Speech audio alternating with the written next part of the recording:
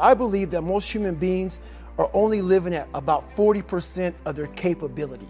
We have a factory, a nice governor in our brain, and it's a survival mechanism. It protects us from pain and suffering. Our mind says, oh no, this isn't fun. We should back off. We should sit down, find something more comfortable. And there's something about the mind. The mind has the tactical advantage over you at all times. At all times of your life, the mind has a tactical advantage over you. Why is that? It knows what you're afraid of. It knows your insecurities. It knows your deep, dark lies.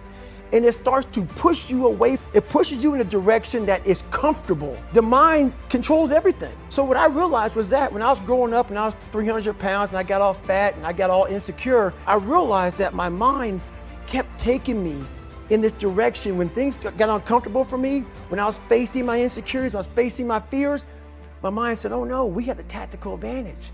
We need to get you, separate you from this feeling over here. Life's all about feelings.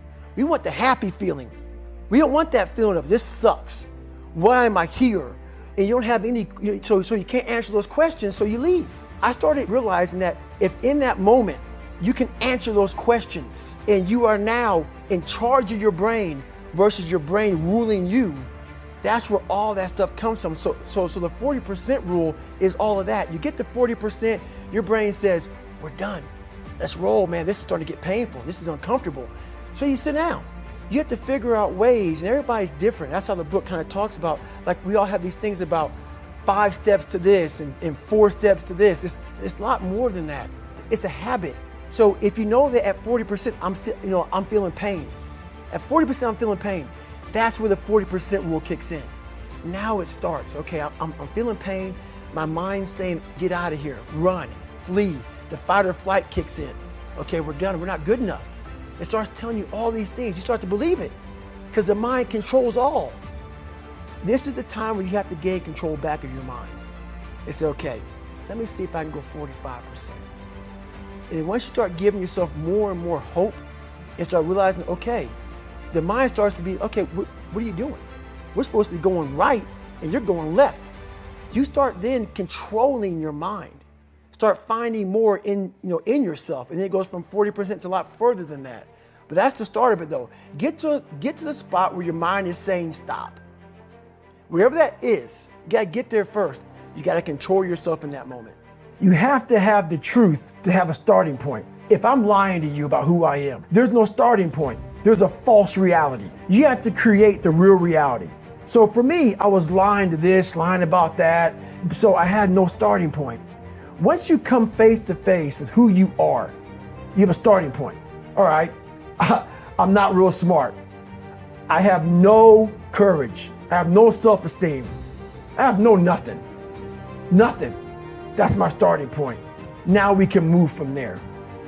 But if I tell myself I'm strong, I have courage, I'm smart, and all these are lies, you continuously push that starting point backwards. So that starting point is the truth that only you can tell yourself. We like to surround ourselves. It makes us feel so good. Those people who say, it's okay, it's okay, it's not okay. It isn't okay, man. And I get it, society's changing. We love to feel wanted and loved. Trust me, that's all important. It is.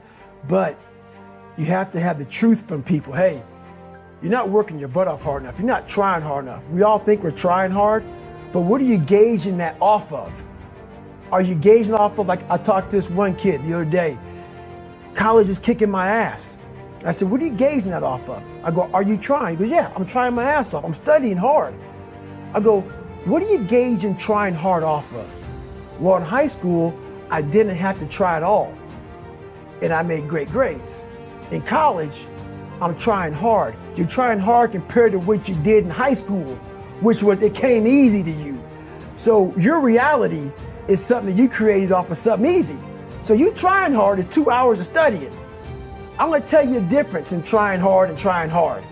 Trying hard is something in your mind just doesn't stop, where you know 2 hours isn't enough. So it's all about, reality and what you're basing things off of. When I was 297 pounds and I was fat as hell trying to be a Navy SEAL, the scariest thing in the world to me, even to this day, was that could have been the rest of my life. I thought then I was trying hard. That's the scariest thing in the world. I thought then, 297 pound, working for Ecolab, spraying for cockroaches, making $1,000 a month. I thought that was me at my 100% potential. Come to find out, a few years later, I wasn't anywhere near that. 106 pounds less, graduate Navy SEAL training, went on to do all these other things. Looking back on that, that was me trying hard. That's why people gotta understand, what is in us, we have no idea until we start trying hard. And I mean really trying hard, where you're obsessed with, hey, this is my new norm. My new norm is that, wow, this isn't always fun. It's not always meant to be fun.